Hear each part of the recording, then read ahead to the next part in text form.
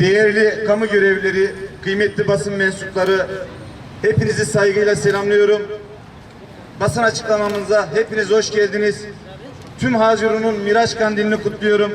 Rabbim şu kandil gününün hürmetine vatanımızı, milletimizi, bayrağımızı, devletimizi ve emniyet güçlerimizi korusun. Malumunuz bugün 2026 yılının memurlar için ilk maaş günü.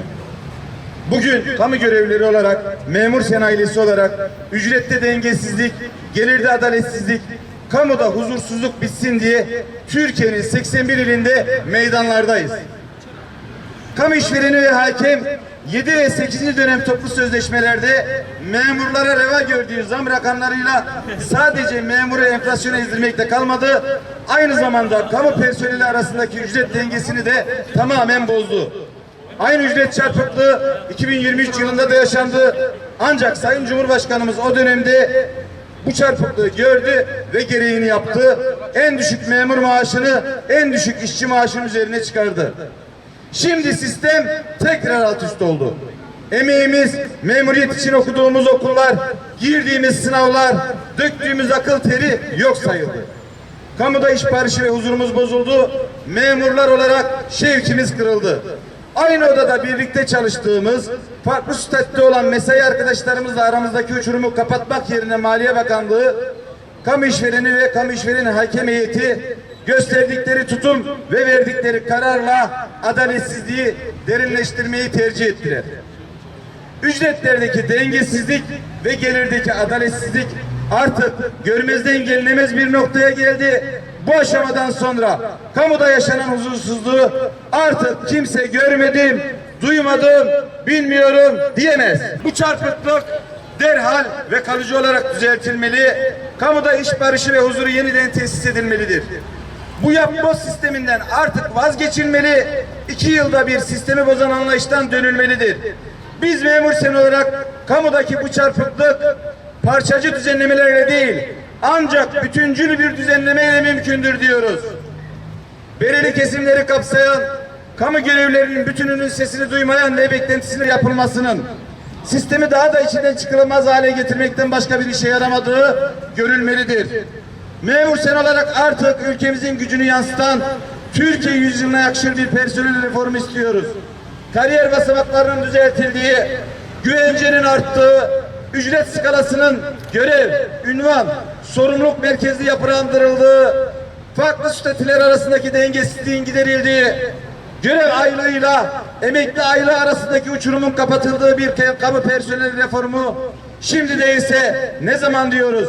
Artık bahaneleri değil, gerçekleri konuşmak istiyoruz. Hükümetten personel sisteminde reform yapmasını, bu yılın memurlar yılı olmasını bekliyoruz. Yasanın yeniden düzenlenmesi için gerekli çalışmaların yapılması kararının uygulanmasını istiyoruz. Örgütlenme özgürlüğünden grev hakkına, dayanışma aidatından toplu sözleşme sistemine, hakem kurulundan sendikal güvenceleri dair yepyeni bir sendika yasası için herkes elini taşın altına koymalı. Bu noktada kamu görevlilerinin sesini duyulmalı, beklentisi görülmeli, gereği yapılmalıdır.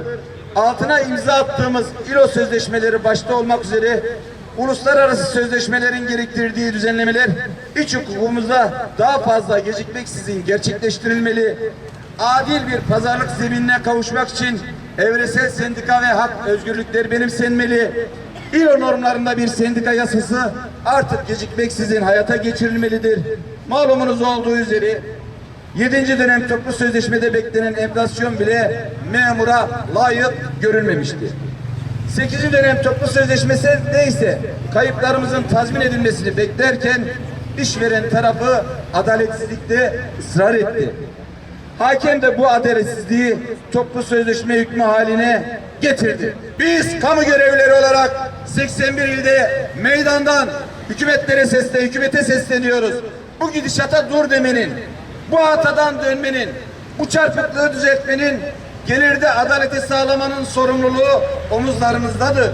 Aksi takdirde bu çarpıklıkla her geçen gün kamu görevlileri için eziyet, kamu hizmet kalitesi için verimsizlik demek olacaktır.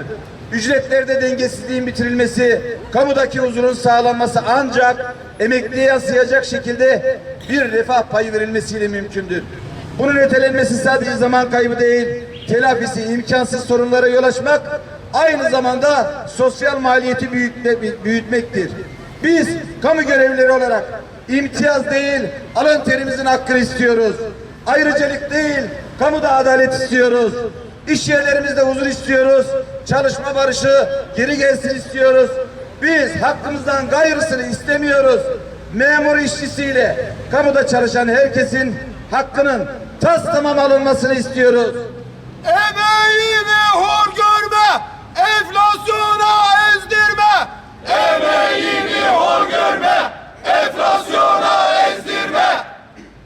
Katılımlarınız için her birinize ayrı ayrı teşekkür ediyorum. Yaşasın hak, yaşasın emek, yaşasın adalet, yaşasın mücadele. Evet, basın açıklamamız burada sona ermiştir. Emniyet güçlerimize, basın mensuplarına